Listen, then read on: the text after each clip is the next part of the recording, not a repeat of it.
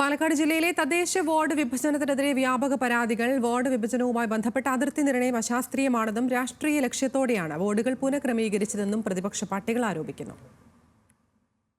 ത്രിതല പഞ്ചായത്തുകൾ, മുനിസിപ്പാലിറ്റി എന്നിവയുടെ വാർഡ് വിഭജനവുമായി ബന്ധപ്പെട്ട് പാലക്കാട് ജില്ലയിൽ 1139 പരാതികളാണ് സംസ്ഥാന ഡീലിമിറ്റേഷൻ കമ്മീഷന് ലഭിച്ചത്.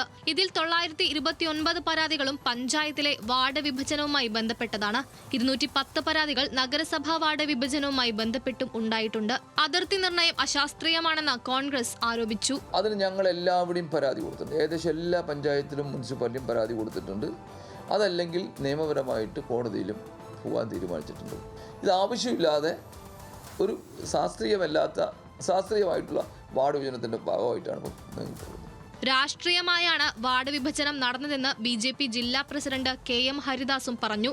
ഇതിനെതിരെ പരാതി നൽകുമെന്നും അദ്ദേഹം വ്യക്തമാക്കി. പല പഞ്ചായത്തുകളിലും മുനിസിപ്പാലിറ്റികളിലും എല്ലാം പരാതിയുണ്ട്. ഇത്തരത്തിലുള്ള ഡീലിമിറ്റേഷനുമായിട്ട് ബന്ധപ്പെട്ടിട്ടുള്ള പരാതികളുണ്ട്. അതിന് പരാതി നമ്മൾ കളക്ടർക്ക് പരാതി കൊടുത്തിട്ടുണ്ട്. എല്ലാ പരാതിയുള്ള പഞ്ചായത്ത് വാർഡുകളിലെല്ലാം പരാതികൾ കൊടുത്തിട്ടുണ്ട്. ത്രിതല പഞ്ചായത്തുകളിലായി 164 വാർഡുകളാണ് പാലക്കാട് ജില്ലയിൽ പുതുതായി ഉണ്ടാക്കുന്നത്. 7 നഗരസഭകളിലായി 6 വാർഡുകളും അധികമായി ഉണ്ടാകും. എന്നാൽ ചെർപ്പുളശ്ശേരി മുനിസിപ്പാലിറ്റി, തൃക്കടേരി പഞ്ചായത്ത് എന്നിവിടങ്ങളിൽ നിലവിലെ വാർഡുകളിൽ മാറ്റമുണ്ടാകില്ല. ന്യൂസ് മലയാളം, പാലക്കാട്.